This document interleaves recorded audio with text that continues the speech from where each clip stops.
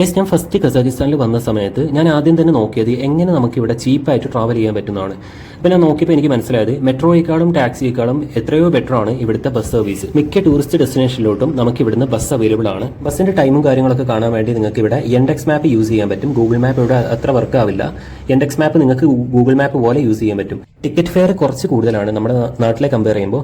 അതായത് നിങ്ങൾ bus card, അതായത് ഒനേ കാർഡ് എടുത്തിട്ടില്ലെങ്കിൽ ഒരു ട്രിപ്പിന് നിങ്ങൾ ഏകദേശം 200 കസാഖിസ്ഥാനി ടാങ്ക് ക്യാഷ് ആയിട്ട് കൊടുക്കേണ്ടി വരും. അതായത് നമ്മുടെ നാട്ടിൽ ഏകദേശം 40 രൂപ ഒരു ട്രിപ്പിന് കോസ്റ്റ് വരും. ഇനി അതേ സമയത്ത് നിങ്ങൾ ഒനേ കാർഡ് എടുത്തിട്ടുണ്ടെങ്കിൽ, ഒനേ കാർഡ് മീൻസ് ബസ് കാർഡ് എടുത്തിട്ടുണ്ടെങ്കിൽ ഒരു ട്രിപ്പിന് നിങ്ങൾക്ക് ഏകദേശം 120 കസാഖിസ്ഥാനി ടാങ്ക് മാത്രമേ വരുന്നുള്ളൂ. നമ്മുടെ നാട്ടിലെ 22 രൂപ. ഒനേ കാർഡ് മേ ബി നിങ്ങൾക്ക് കൂടുതൽ മെട്രോ സ്റ്റേഷനും ബസ് സ്റ്റേഷനും ഒക്കെ ആയിട്ട് നിങ്ങൾക്ക് വാങ്ങാൻ പറ്റും. ചില ഷോപ്പിൽ നിന്നൊക്കെ ഇത് കിട്ടും കേട്ടോ.